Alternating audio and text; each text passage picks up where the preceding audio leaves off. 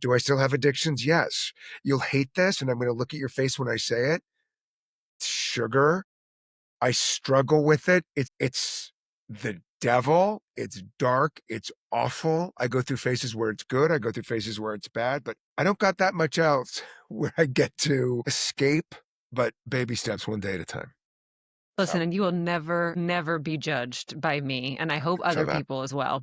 And sugar is not alcohol or cocaine. So, hey, we'll take sugar.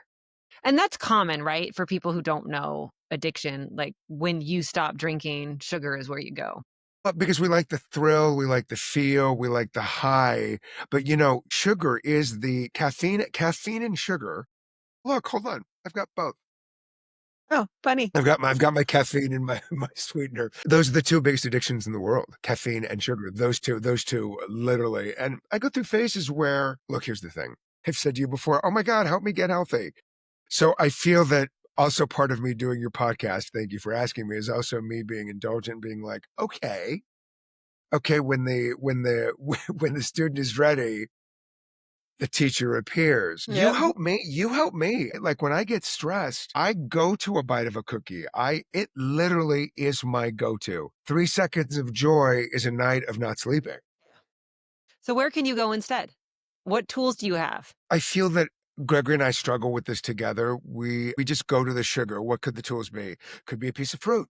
Could be an apple. I like the, and I take it back to when I was drinking and doing cocaine. I liked the event of it. And I've realized like, I like the event. Like before we do an hour show on QVC, I like going through the clothes. I like picking the shoes. I like doing the jewelry with I would do the perfect Grey Goose martini up dry cold, ice on top. It was the frozen martini glass. It was the perfect olives. It was the shaker. It was the crush with the cocaine, the dealer, the this. So I think for me, it's the same thing. I go to Beverly. I'm going to look at your face when I say it. DoorDash, Beverly Hills Cookies. I call them. It's 40 minutes. It's the choosing. It's at my house. I get the cookies at 8 p.m. I put it in the freezer. It's the event. It's taking the cookies out of the box because they write, thanks, Lawrence. Great seeing you. Again, it's opening the box. It's the event of it. So I would think I just need to create a new event. You do. Right. And I think that happens for people who have addictions as well, because it's the ritual of sitting down with the whiskey in the evening and the glass, and your body remembers. So it's a move to, and addiction is an actual thing that you will always deal with. So it's not just, oh, I need to change the ritual, but it does need to be changed for people who maybe aren't dealing with hardcore addiction like you. To, I'm going to have the tea. I'm going to have the ritual of the tea, and I'm going to get the really great tea bags, and I'm going to get the beautiful teapot and that type of thing. Or for some people, and I know this happens a lot after getting clean, it's exercise. And even that can be an addiction because you are healthy in other ways, for sure. Yeah, but I will say this though. Yeah, but unfortunately, Gregory and I are both like, and let me just say this. I am so at peace with my mom and my dad. I literally, I miss my mom and I miss my dad who happened to be my friend. I don't miss my dad. I miss my friend who happened to be my father. Two completely different experiences. And again, they had no tool. Like my father's father was an alcoholic. Again, the ism, the allergy. They had no tool to be parents. And I say this all the time, and you as a parent will understand this.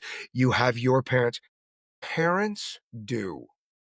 Larry and Doris did the best they could with the tools they were taught, one.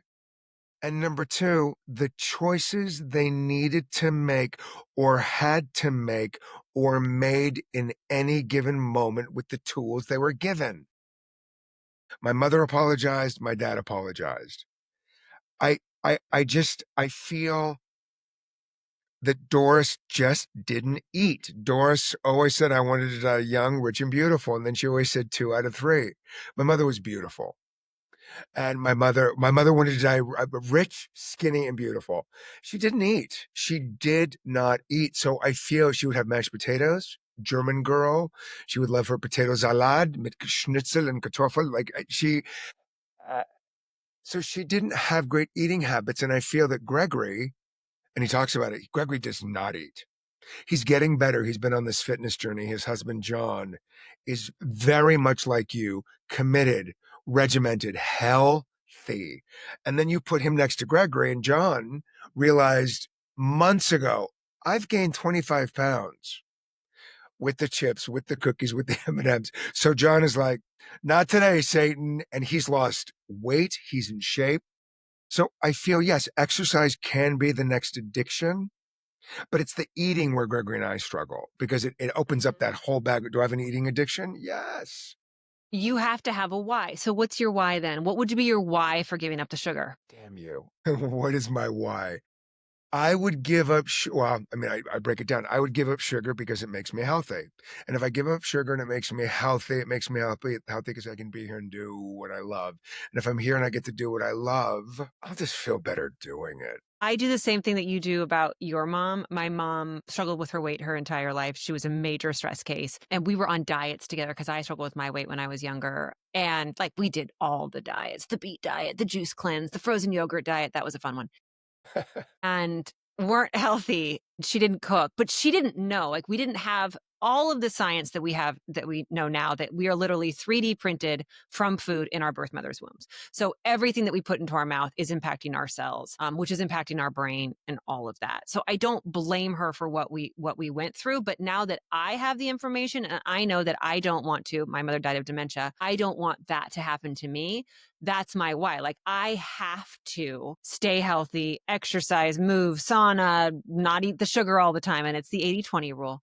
I have to do that in order to do everything I can to be around for my children later in life when my mom wasn't around for me later in life. So that's a very, very strong why. And you might have to think about it and you might have to dig deep on that. I would guess the high that you get from being on QVC, being on Kelly Clarkson, and not just being on there, but touching women, millions of women every single day and making them feel better about themselves.